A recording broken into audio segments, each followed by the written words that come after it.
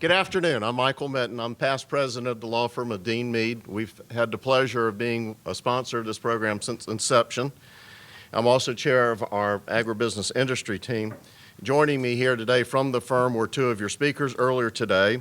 And then holding the wall up over there are Anna Long, John Wharton, Laura Young, and Dennis Cork, I believe, is the other redhead in the room besides the gentleman I'm about ready to introduce. So Adam Putnam is now in his second term as Commissioner of Agriculture, overseeing the Florida Department of Agriculture and Consumer Services. We also have Adam to thank for securing the grant that allows us to put this program on. I think the first one we did was his first year as Commissioner. He's a fifth-generation Floridian. His family has been involved in citrus and cattle in Polk County. I first met Adam while he was at the University of Florida in the early 90s. He's an FRE graduate. Adam, we have a number of FRE students joining us here today. I'm also an FRE graduate. We served together on the 4-H Foundation Board.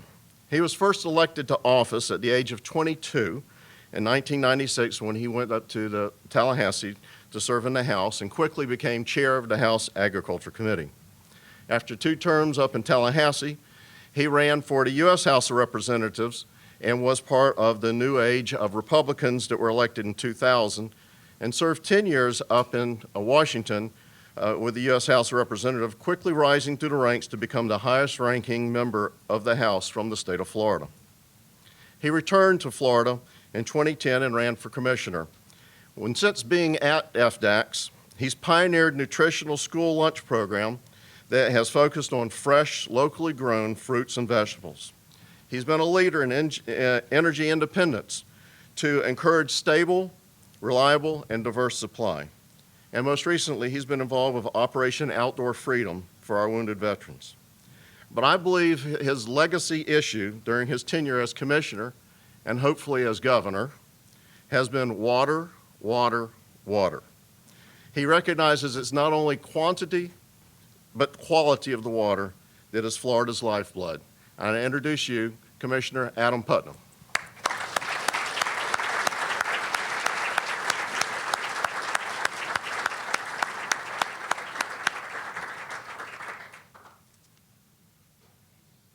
You know, you were a lot quicker in your younger days. So. I thought you were going to keep going with all those nice things.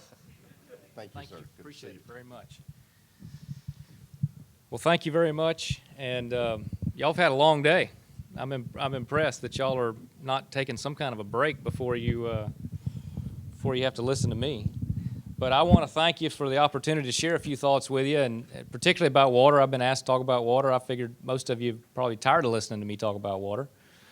But give you a little bit of an update on where we stand on that, and then I look forward to taking your questions about whatever you want to talk about. Listening to the appraisers earlier, as a farmer, I think you always want 2 appraisers, right? You want the one that's going to help you when you're trying to sell something, and then the other one that's going to help you with your estate planning. One of them's going to tell you it's not worth anything, and the other one's going to tell you it's worth everything, right?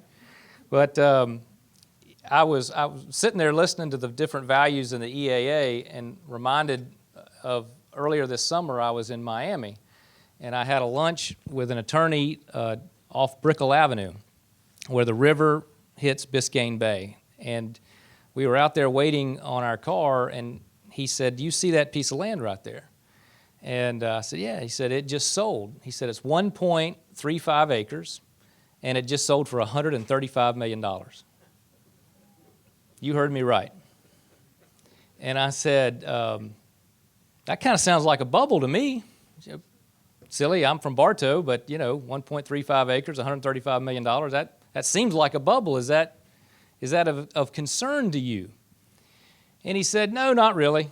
He said, "The Miami real estate market's always boom and bust, but it's always trending upward." And he said, "So it doesn't really bother me that much." And I said, "Well, is there anything out there that would cause you concern about South Florida real estate values?" And he thought for a minute, and he said, "I guess that if you had total stability in every country in Latin America, and they were all producing 3 or 4% economic output per year, and they had stable rule of law," he said, "I guess I would worry a little bit about the Miami real estate market. But absent that, I think we're in good shape." It is an interesting thing to be in agriculture and therefore in real estate in the state of Florida. And I'm always reminded of that when I'm around other commissioners from other states, and they already look at us like we've got a third eye. It's almost like being from California when we go to these meetings and they hear about the things that we go through and the crazy things that are going on here, and we grow 300 different commodities, and they might have 4 or 5. And so it's unique and it's special and it's fun, but just looking around at what's happening around Florida. I've got farmers in Hamilton County. We have anybody here from Hamilton County, Jasper or Jennings, anybody? They're up in arms because Bill Gates has bought 40,000 acres of land in Hamilton County, and he's driving up land values. In Perry, they have 900,000 acres of timber for sale in one parcel, largest parcel east of the Mississippi for sale in the United States right now, and people are standing in line to make an offer on it. Of course, we all know what the transaction recently with St. Joe. In every one of those instances, in Hamilton County, there's not a big condo market in Jasper. I don't think there's going to be one, even in my lifetime. Perry, Perry's doing well, but they're not buying that land for its development potential. And there's certainly elements of that St. Joe property that are valuable, but by and large, the vast majority of that acreage is not in a development pattern for the foreseeable future. They're buying it for its agricultural value, which is pretty heartwarming to me, because there was a period of time when all of us, and you all remember this, in that 04 to 08 run, you couldn't go to any commodity convention. You couldn't go to FFVA, you couldn't go to Mutual, certainly couldn't go to a cattleman's convention and not hear conversations exclusively about deals. People weren't talking about pest and disease that much. They weren't talking about the weather anymore. They weren't talking about all the things that farmers always complain about. It was, hey, did you hear what they got for that grove? Or did you hear that so-and-so's just about to put this on the market? Or rumor is that so-and-so's about to move in and buy that. It was an unhealthy period of time for agriculture, and we saw the results of that. But the benefit of that was that a lot of people who were able to sell at top dollar were able to buy it right back for pennies on the dollar and stay in agriculture. And so we view that as a good thing. So let me talk just a little bit about water, because we're not going to stay in agriculture if we don't have water. And the underlying aspects, and I think Dr. Janot talked about this earlier as well, globally, people are looking for arable agricultural land that has water. And we won't have Florida without access to abundant, affordable, quality water. So regardless of what industry you're in, we're not going to hit 100 million visitors if we don't have our water issues resolved. Disney's not going to put $1 billion into adding 14 acres to their park if they don't have some guarantee that they're going to have access to the water that they need. You're not going to develop. You're not going to attract people here for short-term or long-term. You're not going to sustain 800 to 1,000 new residents, and you're certainly not going to support a $100 billion agriculture industry. And so whether I'm speaking to a group of farmers or the Forum Club of the Palm Beaches or Disney executives, I think it's important to talk about water, because I believe that it is the biggest long-term issue facing our state. Here in Central Florida, this area where 3 water management districts come together faces somewhere around a 250 million gallon per day shortfall of water by 2030. Statewide, it's over 1 billion. On average, statewide shortfall of water supply. And you look at every corner of the state, and there's some form of water conflict going on there. That is a different situation than really the first wave of water wars that swept the Tampa Bay area in the 80s and the early 90s. And at that period of time, it was really seen as Pasco and Pinellas Pinellas against Pasco and Polk and Hillsborough, and it was really regional. And so the rest of the state said that's their problem. We're not going to get involved in it. Certainly the battles in the EAA were seen as a regional fight, and so North Florida said that's not our problem. We've got plenty of water. They can't say that they've got plenty of water anymore. Swanee Valley has some pretty good data that indicates that Jacksonville is taking water out of their district to meet their needs of a growing economy. And so whether it's Apalachicola, which also is not suffering from an overdevelopment in Franklin County, or whether it's the Everglades issues or Central Florida's issues, we now have a situation where the whole state faces this conflict. It's not yet a crisis, but it's certainly a conflict. So beginning a year and a half ago, we really, in the department with our Office of Water Policy, began putting together what I called a Chinese menu of options for the legislature to consider for water supply planning and water quality. The idea was that it would be comprehensive, it would be statewide, it would be flexible, because even though we arithmetically have an average of 55 inches of rain per year, we've all seen times when we had 90 inches of rain in 60 days in Palm Beach County, or 15 inches of rain in 10 days in South Tampa, or we remember 1998 when it stopped raining after an El Nino year, and when it stopped, it didn't rain again for 6 months. And we went through a period of time where the state was so much on fire that we had the first ever mandatory evacuation of an entire county. I-10, I-4, and I-95 were closed. The Firecracker 400 was postponed, and Disney World shut down for a day because of fires. And so we are a feast and famine type of state, and so a water policy isn't going to suit us well if we are only doing it the year after 4 hurricanes hit or the year after the whole state burns. That's not going to get us the type of long-term water policy that's good for us. So we have an opportunity here to get it right and get it done in a year that's not reactive. We're going to get it down the middle and have a policy that's as good for the wet years as it is for the dry years. Going to affect the whole state. Is going to rebalance that policy because my view is that for about the last 20 years, water policy in Florida has really only been Everglades policy. There hasn't been much more to it than what's going on south of the lake. And for farmers north of the lake, if you really want to understand what intensive agriculture is in a heavily regulated environment, talk to your friends who operate south of the lake, because they operate in a completely different world than the rest of us have to, and you don't want to go there. I mean, you don't want to be in that boat because it is unbelievable what they have to deal with, and do deal with successfully, and deal with it, frankly, in such a positive way, despite everything, that we just announced last week that farmers in the Everglades agricultural area reduced phosphorus loads last year by 79%. The law requires them to hit 25%. So farmers are doing their part. Farmers are doing our part.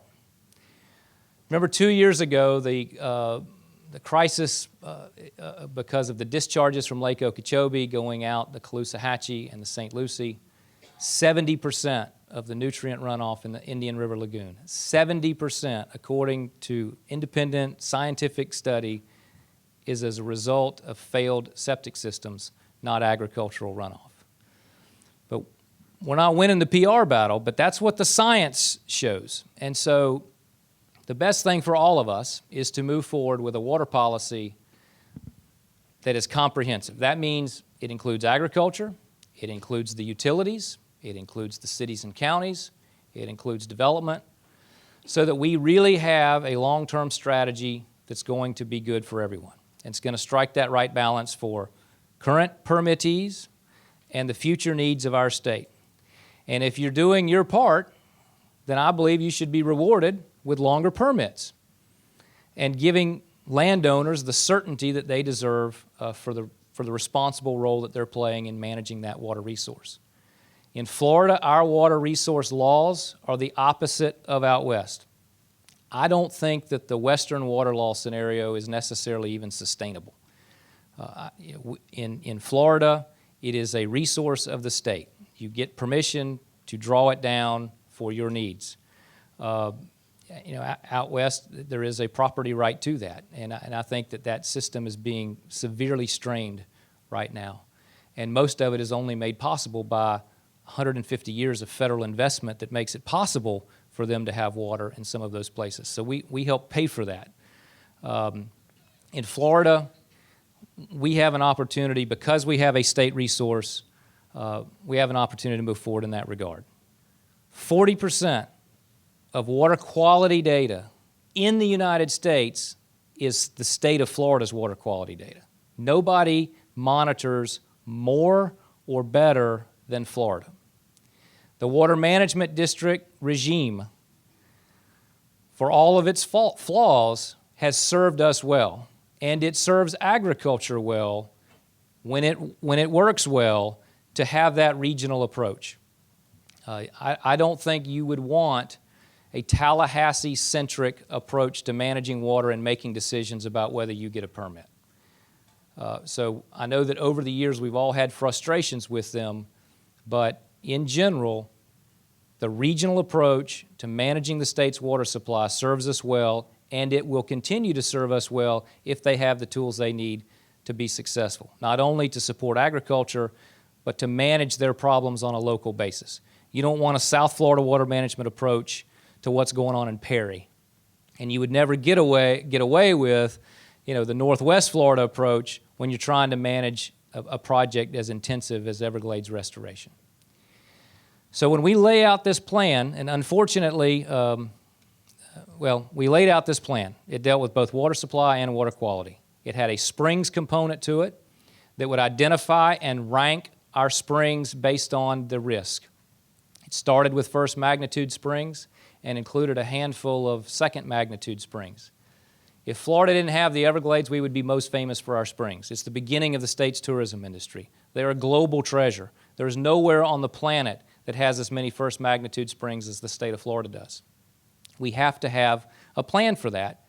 But the plan for Wekiva, which is now a complete suburb of Orlando, is different than the plan to restore the springs in Jackson County, which are entirely surrounded by agriculture. So you can't have a single springs initiative, but you have to have a strategy for ranking them, identifying how to restore each of them on both flow and on quality.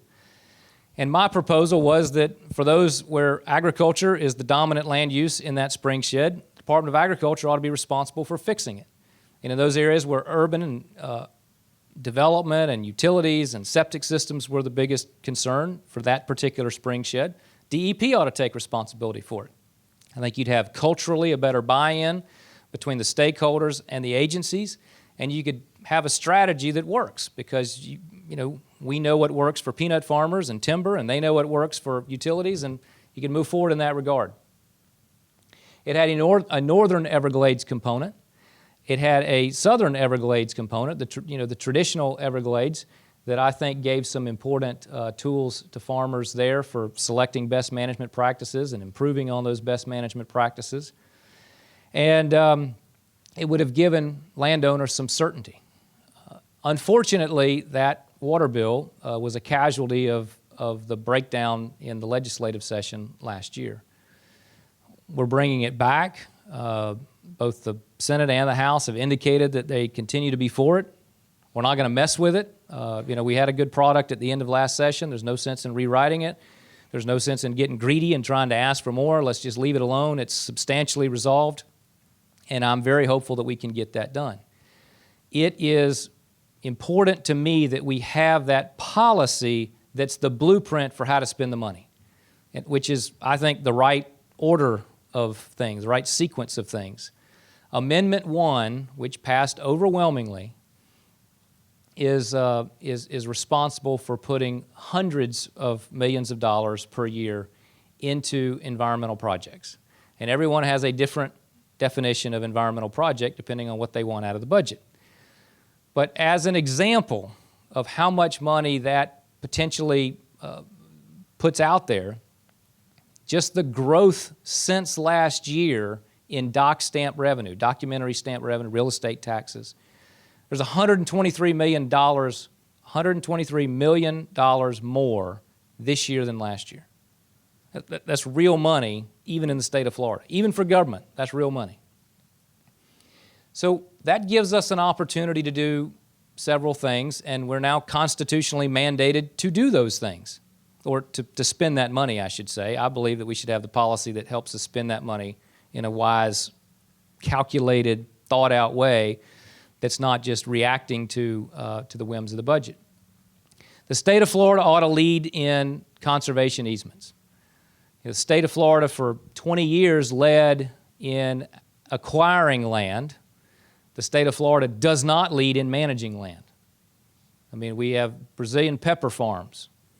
We have old world climbing fern farms. We do not manage our land as well as we should, and we certainly don't manage it as well as the average private property owner does. Conservation easements allow us to keep that land on the tax rolls, keep it in the economy, generating economic activity, and avoid the perpetual management costs of that. The state of Florida ought to make a commitment to lead in that area. I think that we've been hesitant. We've sort of dipped our toes in it and said, well, we're going to have a small program for ag to run. We haven't really been fully committed to it. And I think we need to own that concept because I think it's a solid concept. I think we can defend it anywhere.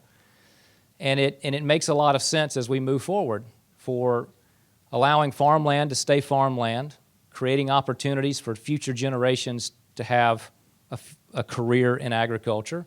It opens up opportunities for newcomers to enter the agricultural space. And I think that there is a talent pool that's interested in agriculture, but if you're not from a family that already has the land, how in the world are you going to enter that space? I mean, talk about barriers to entry. So this gives you an opportunity to lower that barrier to entry for new farmers, emerging farmers, and as well as accomplishing your environmental goals. There are instances when the state's going to make a strategic acquisition. There are in-holdings, there are connections that need to be made, there are buffer zones around Air Force bases that by purchasing that land, we send a signal to the Pentagon that when they go through a base realignment and closure process again, we show that we're committed to protecting those bases so that there's no risk of a future neighborhood complaining about F-35s taking off in the middle of the night from Eglin or Hurlburt or Pensacola Naval Air Station or any of the other places that pump billions of dollars into our economy. There are reasons to buy land outright, but the vast majority of the time we can accomplish our environmental objectives through conservation easements. So we ought to own that and ramp it up instead of having it be sort of a side project that the Department of Agriculture runs. So we're asking for another $25 million for the Department of Agriculture, and I think the DEP ought to double or triple that as a part of their strategy for Florida Forever, but really making that commitment to conservation easements. We need an R&D fund when it comes to our water quality and water supply initiatives. There are a lot of ideas out there. I don't know which ones work and which ones don't. I'm not even smart enough to have the right measuring stick to compare one against the other, and neither does the rest of the state. I mean, if you look at what we spend per unit of pollution reduction, it's all over the map. I mean, it's really all over the map in terms of how they even calculate it. Are they calculating the purchase of the land? And we saw this happen in South Florida when they were comparing district-run projects on state-owned land for water storage and water farming type projects versus private projects. The calculations didn't even line up. And so we need to have an ability not only to measure our return on investment, but identify new and emerging technologies, because we don't have enough land and we don't have enough money to do it the way we've been doing it, which is to just take hundreds of thousands of acres out of production south of the lake and turn it over to cattails. So that's not a viable long-term option.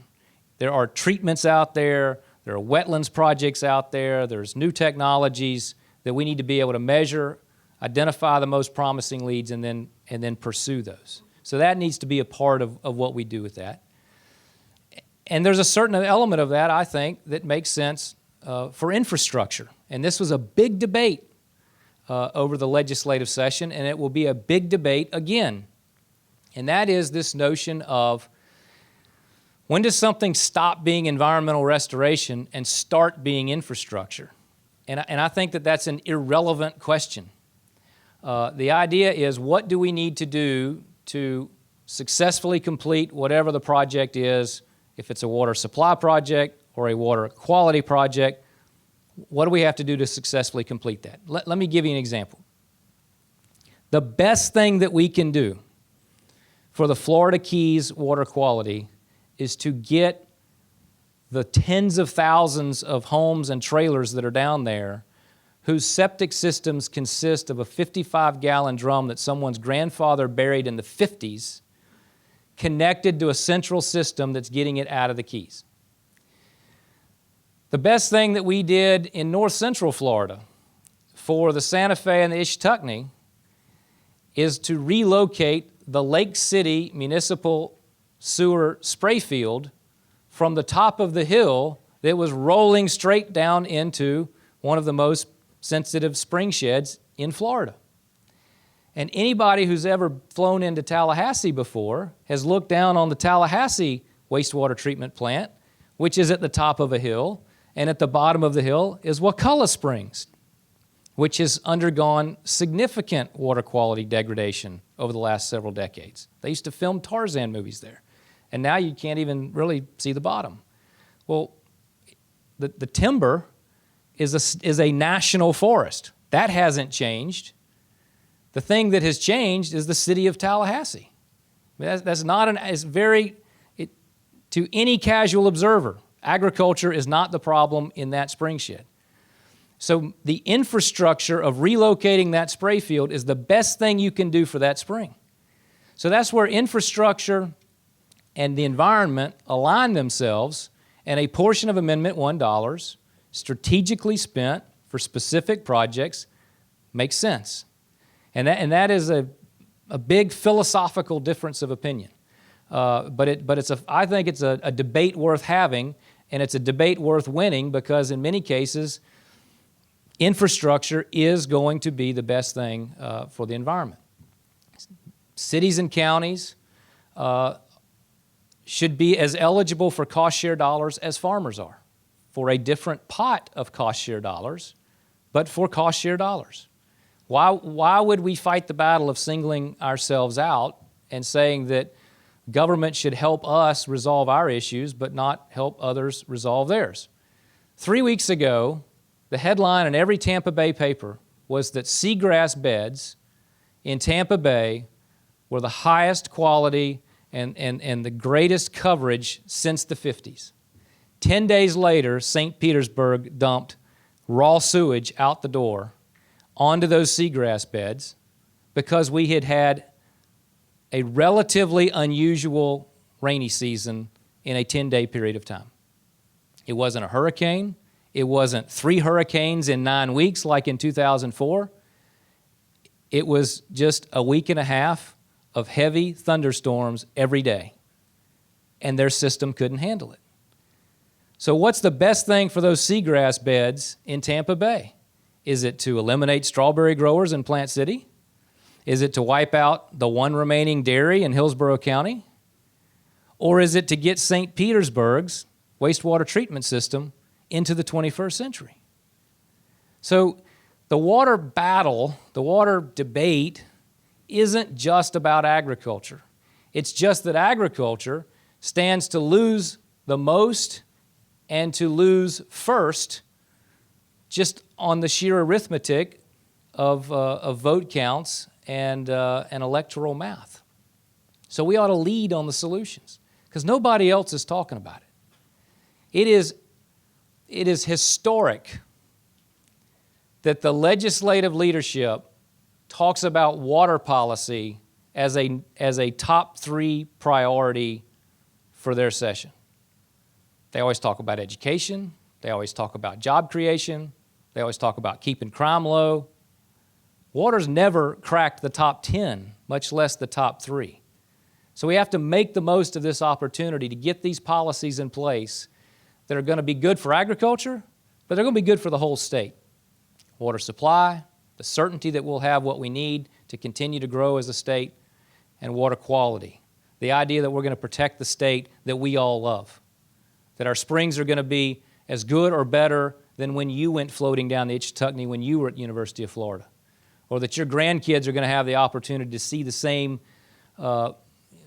redfish popping in Charlotte Harbor or in the Indian River Lagoon that you had with your grandparents. I mean, people who love Florida get that.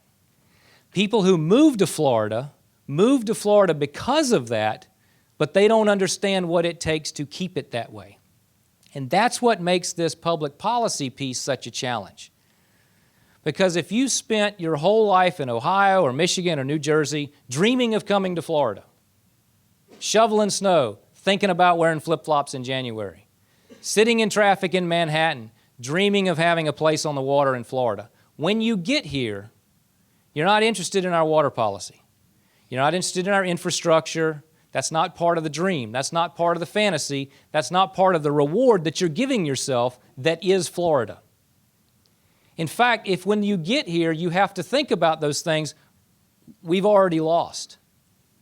If you're in the utility business and people are wondering if the lights are going to come on when you flip the switch, you're already doing a bad job.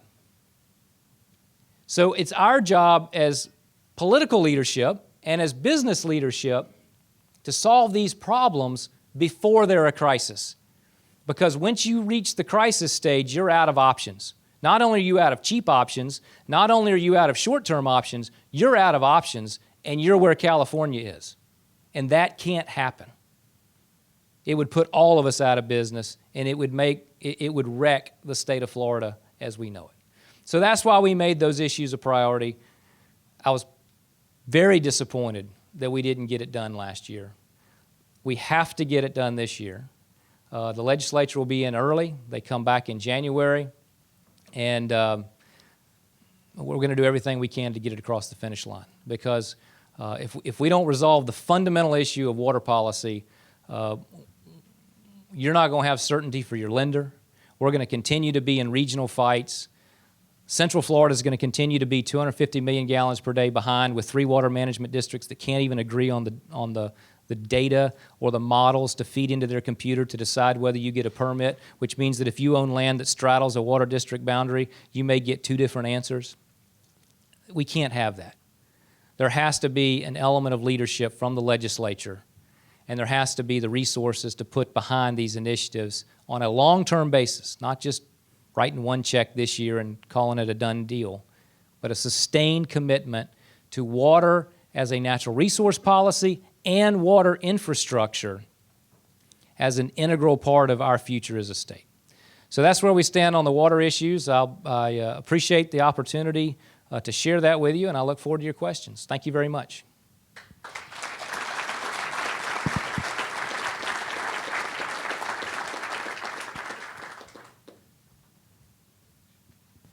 Yes, sir. The EPA has been making comments with respect to Clean Water Act and how they're going to start interpreting in regard to, say, existing ditches, previously drained cropland. Could you comment on what you see happening out of that? The question was asking me to please comment on the EPA's efforts on rulemaking to regulate water conveyances. And the issue is called Waters of the United States. And a brief history is that for as long as anybody has been around, as long as the EPA has been around, the federal government claimed jurisdiction over navigable water bodies. They were considered waters of the United States. So the Corps of Engineers, as the federal entity, permitted issues that related to those navigable water bodies, those waters of the United States. A lot of you have are in areas that are regulated by the Corps, and so you know that that's a special circle of hell. For those of you who are not in parts of the state where that's an issue, you're about to be, because the EPA has revised their definition of waters of the United States from not only navigable waterways to areas that are adjacent to and connecting to navigable waterways, and they've further expanded the definition to areas that are seasonally or occasionally wet, including man-made structures, ditches, canals, conveyances. So if you had a farm pond that was isolated, you are probably protected until such time as you have a rainy season and it overflows and finds its way hydrologically to a flowing body of water that ends up in another flowing body of water that ends up in what we all used to call a water of the United States, navigable waterway. And for a period of time, they were even including underground movement of water, what they called a shallow subsurface hydrologic connection. Folks, that's the whole state. I mean, the whole seasonally and occasionally wet, that was South Tampa for a solid week earlier this month. And so this is a big deal, this change of definition of waters of the United States. And what it fundamentally means to landowners is that when you attempt to change your land use from citrus to sod or to cattle or to row crops, that change of land use will trigger a very expensive permitting process through the Corps of Engineers. And the Corps of Engineers moves in geologic time. And this is very real. Some of you may remember the fight over something called numeric nutrient criteria that was a big deal for Florida. The difference between these two is that numeric nutrient criteria singled Florida out because it was the result of a mediation, a judicial action. This affects the whole country, and so the good thing is that we've got help from other farmers in other states, whereas on NNC we were really by ourselves. But this is moving quickly, and we're trying to get Congress to stop it by zero funding it, because it's being done by the executive branch. So the only way to stop it in Congress is to not appropriate any funds to implement it, and that's a long shot, getting it through the Senate. And the second way is in the courts, and we're fortunate that our Attorney General, along with a number of other attorneys general around the country, have filed suit to try to stop it. But that's a longer-term fight as well. But this will have profound consequences on a state like Florida that is overwhelmingly wet for some period of the year. And most people think that this is only ag's problem. This will have a big impact on Everglades restoration, because there are some of our restoration projects that we will have to mitigate as waters of the U.S. even though they are STAs, essentially. So it will add cost to what is already an environmental restoration project. It will be out of compliance. It will be huge for cities and counties, particularly in urban areas where they're moving stormwater through a conveyance to a treatment plant for the purpose of cleaning it. They will be out of compliance because that conveyance will now be untreated because it's on its way to the plant. So you'll have to treat it before it gets into the conveyance to take it to the treatment plant.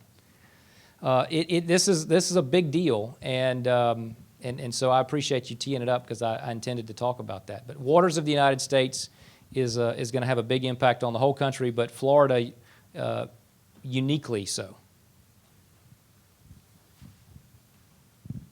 Yes, sir. I'm going to preface this question. It's like an extension of the last panel. Y'all didn't get enough time? What's going on? Well, you touched upon an issue of this water policy. This comes from the perspective of somebody who's been in California for the last 6 years. And my question is, could you give us a little bit of flavor and the story behind how you got to this point with your water policy and kind of your perspective on the aspect, again, you're looking at it from a comprehensive standpoint. And again, most people that have not been to California don't understand Florida is very similar to California from a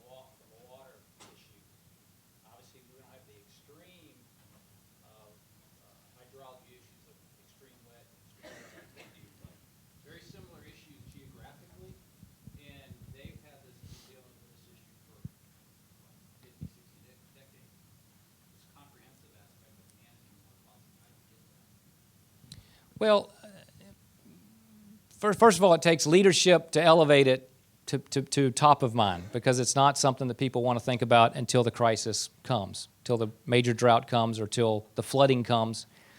And so you have to bring it to top of mind. And then secondly, I think that we have to begin to think about water issues not simply as environmental issues, but natural resource issues and infrastructure. The price tag for just Central Florida on getting, closing the gap of their 250 million gallon per day shortfall, the price tag that's thrown around is $3 billion. That's B as in boy, $3 billion. And that's just for 9 counties in Central Florida. I mean, you're all aware of what we've spent in South Florida on Everglades restoration. And let's face it, you're not really doing a whole lot in South Florida unless you do something about Lake Okeechobee.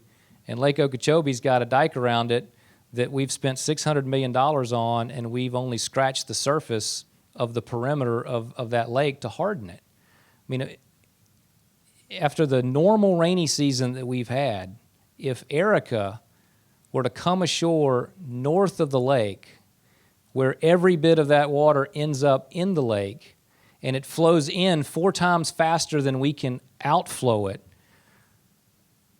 where the lake's already several feet above Highway 27, I mean, you're talking about catastrophic harm to people and to agriculture if that were to breach. And we're talking about a middling storm that's the first one we've hit, not that has potentially hit, not the 3rd or 4th in a particularly busy year.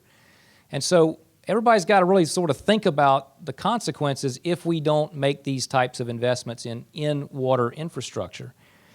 And California, frankly, has been very helpful in us being able to say we don't want to be like that. Politics, you need a foil, right? So that has helped us paint the picture, and we might have had a more difficult time if you couldn't point to this dramatic example of what happens when you don't pay attention.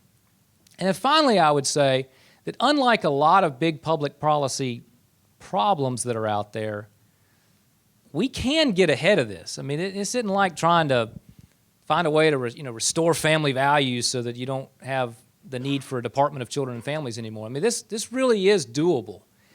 And technology is a big, big part of that. We don't use as much water today as the population projections from 20 years ago would suggest that we should be using if we were using it on the per capita basis that we were in 1990. And nobody really feels that badly about it. I mean, you ride around Florida and you don't get the sense that there's a scarcity. Sarasota County uses less water per capita than any other county in the state. No one rides around Sarasota County and feels like they're in Arizona. They still manage to have beautiful lawns, great landscaping, support a vibrant tourism industry, a good agriculture industry, and a high quality of life, and they're using less water per capita than the rest of the state. And so this isn't only a, eat your Brussels sprout kind of moment where there's just nothing but unpleasant options for the public. We really can do this and support the quality of life that people expect. But we have to begin to make those investments before there's a crisis. And we have to have a long-term commitment to that. Because if you wait until you're at critical stage, you're out of luck. I mean, you've wasted all of your time and all of your options. Yes, sir. Those years you haven't been able to join us for this event, Rich Goodell's been a frequent speaker for us in covered water policy. He's the best. Who would you suggest we invite in the future now that he's retired? I tell you what, for those of you who knew Rich Goodell, he was just an incredible leader on this issue and had enjoyed the respect of the legislature. And he and Richard Gascala, who lived through every major plant disease fight for the last 25 years, when they walked out the door, 70 years of experience in the Department of Agriculture left me on essentially the same day. And both of those guys, bled for our industry. And so filling Rich's shoes is not easy. We're in sort of the final stages of interviews, and I hope to have an answer for you very shortly. Yes. I followed the fight with Georgia, coming down in Apalachicola, the various possible solutions with that water supply. That's a great question. I don't know. I hate the fact that we're in court. It would be nice if, the three governors could sit down and get it worked out. All three are now in their second term, so kind of frees things up politically to be able to make some hard decisions and concessions. And that would be a much more expeditious resolution than trying to get in front of the U.S. Supreme Court to resolve a fight between three states. Atlanta's had a reasonably good wet season, reasonably good precipitation as they come out of a long-term drought. All the big fancy boathouses now have water in front of them. Those big nice houses all have water in front of them. So that kind of creates a mood in Georgia that's conducive to a solution. And so the Attorney General's leading the charge on the litigation. I know that Governor Deal came down to Florida and met with Governor Scott. But it would be nice if we could resolve that quickly. Franklin County is devastated. And the oyster industry in Florida just won't recover without sustained fresh water flows, and the fact that, frankly, because there's such a small fishery there, and everybody trying to scrape out a living, the challenge of giving it some relief so that it can recharge is going to have to be a part of that equation too.